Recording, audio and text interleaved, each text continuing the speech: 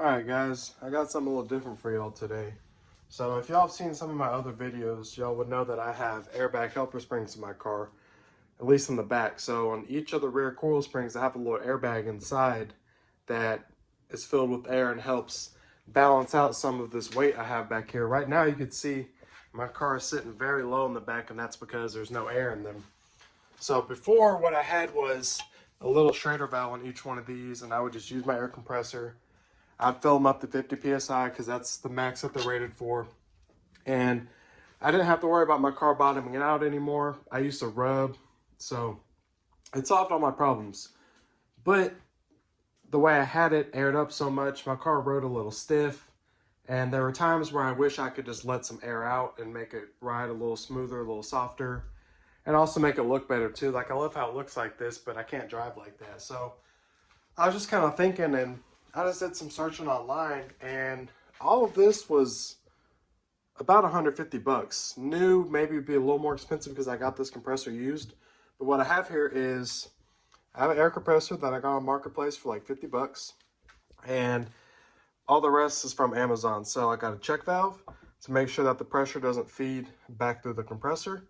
I have a little manifold, and I got a little adapter here that goes from 1/8 inch MPT to 1/4 inch soft line, which is the size of that line here. So that line should push right into there.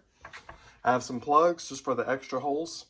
I have a pressure sensor that is going to feed to this gauge, which isn't necessary, but I want to make sure that I don't accidentally overfill them.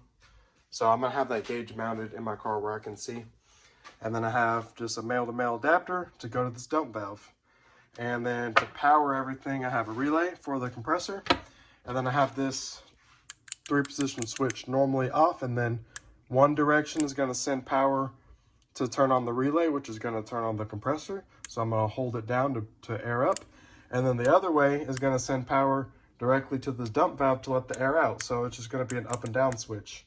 So what I'm going to do first, because this dump valve was like 10 bucks, this compressor is used, I don't know exactly if all this is going to work how I want it to. So what I'm going to do first is I'm going to put some Teflon tape on all these connections, hook everything together, just twist some wires together, rig it up, push the lines in, just have it sitting back here, and just test it out and see if it does what I need it to.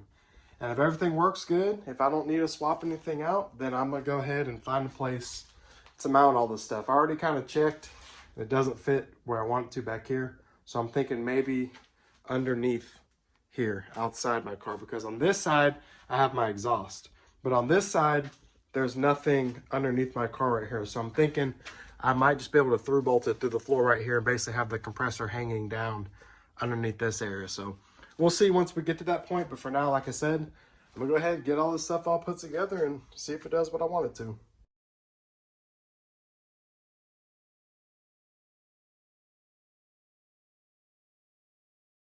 All right, so I got everything all plumbed up, all wired up just to see if it's gonna work how I want it to. So down activates the dump valve, and then up turns on the compressor. So everything's working. The compressor goes through the relay. The down just goes straight to the dump valve because that's not a lot of power. So now all I need to do is just get some jumper wires, and all these grounds are gonna go together. All the power is gonna go together on a jumper wire, so I can move all this to my trunk and still run it off of this rather than tap it into my battery and stuff right now. And then I also need to find the wire for this so I can go ahead and plug in this gauge and see how the pressure sensor reads. So let me go ahead and get all this stuff transferred into my trunk so that I can plumb up the soft lines, and then we'll see what it does after that. All right, so I got everything rigged up back here. Very crazy looking. I ended up getting some jumper cables to get power from my power bank to here. I got rags just in between power and ground and just stuff I don't want touching. I got the sensor wire ran to the gauge, and the gauge is just hooked up here. So you can see right now it's 0 PSI. So in theory, if I flip this switch the right way, the compressor should start pumping. Let's see what we got. That's down, this is up.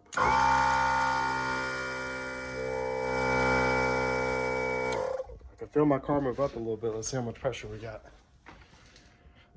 18. Let's go up. Let's try to go all the way to 50 and see what we're looking like.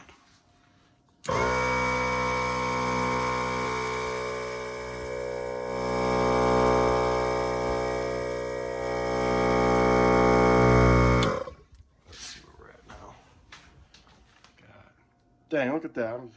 Perfect. 50 psi. So now let's go ahead and dump it and see what we got.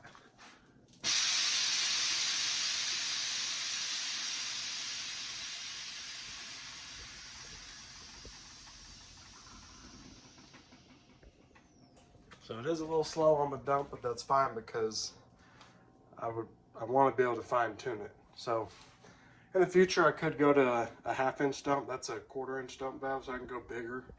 But I'm happy with that. Everything works. I'm actually pretty impressed. Everything worked first try, no problem. So now the next step is figure out where to mount all this stuff. So I can start by pulling off the little skid plate I got underneath my car and see if there's a spot for me to mount that compressor, you know, with the manifold and all that stuff on there. And then after that, it's just connecting the dots with wire. For power and ground, I'm gonna do the same thing I did for my DSPs and all that. Just a little ring terminal to ground distribution, ring terminal to my fuse holder, and then all the rest is pretty easy. Run some wires to the front for the gauge and the switches.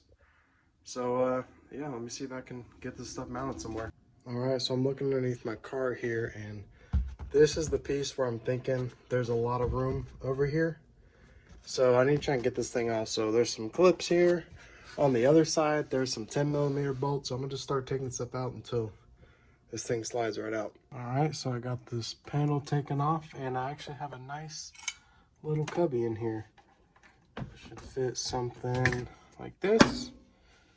And I believe it doesn't hang down too low because that piece is pretty much flush with this. So I have plenty of room right here, and then actually the way it sets, I can have all the electronics kind of protected like that. So I'm gonna go ahead and get this kind of situated exactly where I want it. Pop some holes, and then I'm gonna find some grommets to isolate the vibration between the compressor and the car.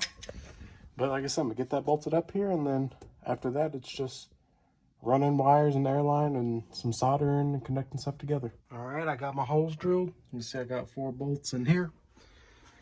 And then on the bottom, just for a visual, you can see where they come out.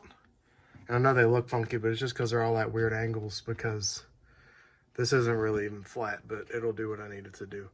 So the next step is going to be I'm going to spray some paint down here so to help prevent these holes from rusting out.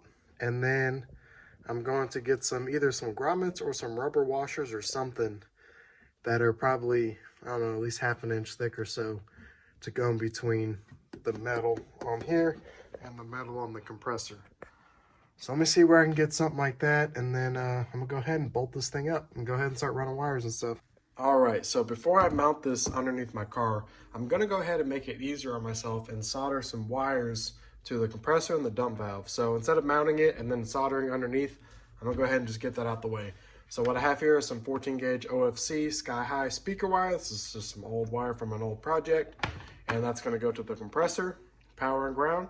And then I have some remote wire right here, or primary wire, Sky High 16 gauge OFC.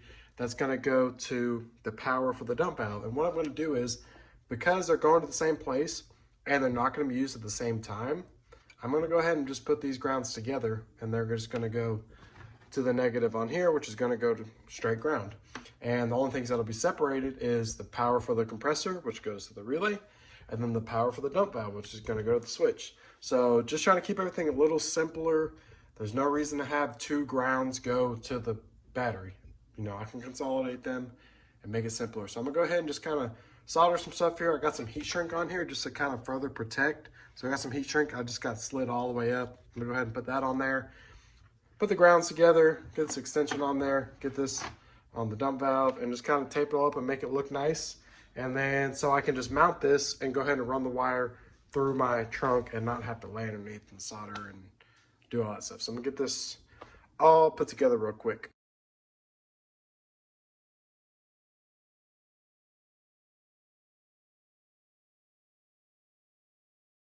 All right, so just a real quick explanation of what I got going on here.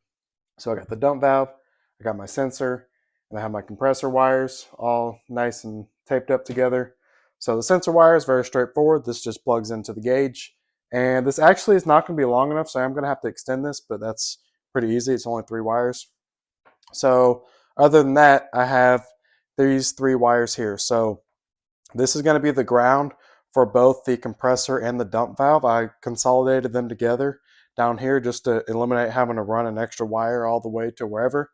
And it's not going to be a problem because, for one, this dump valve barely draws any power, but also they're not going to be operating at the same time. So it doesn't matter. Even if they were both drawing a lot of current, it's only going to be one at a time. So it's fine that they're consolidated. And then next I have the power for the compressor. So when this gets power, the compressor is going to turn on, and that's going to be ran through a relay. And then lastly, I have this. So this is the power for the dump valve. So whenever this gets power, the dump valve is going to open. And this is going to be ran directly to the switch because, like I said before, the dump valve barely draws any power. So as far as the switch goes, power ground, very simple. And then I have 2 outputs here. So depending on which way I push it, this is a 3-position switch that's normally off. So I push it one way, one of these wires is going to get power. I push it the other way, the other wire is going to get power. So one of these wires is simply going to go to the dump valve, and then the other wire is going to go to the white wire on this relay. So this black one goes to ground, and then whenever this white one gets power, the relay activates and connects the blue and the yellow together internally.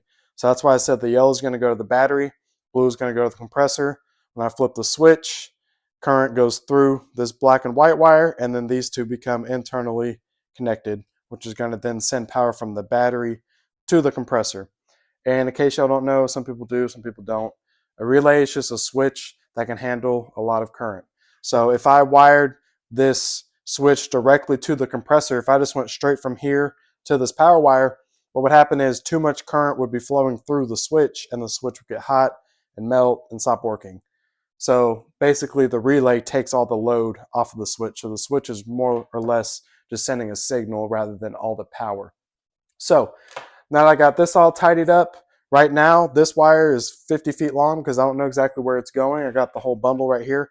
So what I need to do now is mount this underneath my car. I already have the holes drilled, so I just need to place it up under there. I got some little rubber washers that kind of isolate the vibration, prevent it from rattling and making noise and all that. So you throw that in there, get that mounted, run these wires through the hole that I have on the back near my spare tire well, and then I can figure out where everything's going to go. Hopefully mount this relay somewhere convenient, and hopefully I don't have to extend these anymore. I'm thinking this can go together, and then I'll just need to run a wire to my negative on the battery, and then this white wire and this smaller wire are the only two that actually need to go to the front, because essentially this is for the compressor and this is for the dump valve. So I'm going to change this into just speaker wire. Wherever they meet up, I'm going to cut them, get some 16 gauge speaker wire, run that to the front. That's going to go to the switch, and then before you know it, I'll have everything all plumbed up. And I don't know if y'all have seen the other videos with me mounting all this stuff in my dash. So this is going to be the first thing that I wire up in my dash. After this, I'll probably move on to the next things. I got a bunch of other switches and gauges and meters and all kind of stuff. And I actually have a whole nother relay and a little fuse box that needs to go in the dash. And then this is also another part of it that's not mounted up there yet. This is this cool little 3D printed gauge pod that I got. And it should just pop right into my factory defrost vent. At least that's what it says it's for, defrost. But so the gauge just slides in here, and then the power harness and the signal from the sensor just wires into this little hole on the bottom. And it should be pretty straightforward. So let me get this mounted and start running some wires, and hopefully everything goes pretty smoothly. All right, so last night I had my girl help me get this all mounted up. So on the top side I have my bolt, and then I have 2 washers. And the reason I did 2 washers is so that as we tightened it, they didn't bend and create a concave shape. I wanted them to go down evenly, so it would evenly push down this deadener. So I got all these up here, and they're not protruding and they're not interfering with anything. So I still have plenty of room up here. And then if we go underneath, what I have is a 1/2 inch thick rubber spacer, rubber washer, whatever you want to call it, and then the compressor, and then a washer that has rubber on one side, metal on the other. So the rubber side is to the compressor, so both sides of the compressor foot has rubber on it. And then I have a lock washer and then a lock nut, and that's it. Everything's all tightened up. It feels super solid. So now the next step is going to be to get all these wires ran So I need to run this down through here, up in my car. I need to take off these Schrader valves and then go ahead and plug these into the quick disconnects I have on here. Get all that hooked up and kind of loosely zip tie everything just so it's not going to fall out. And then once I run everything up through here, I can go ahead and put this little plastic piece over here, put that back on the cover, and it'll hide all this and it'll protect this from dirt and whatever water splashing up on it. So it's a win-win. So let me get this all kind of cleaned up, get that piece back on, and see what it looks like from there.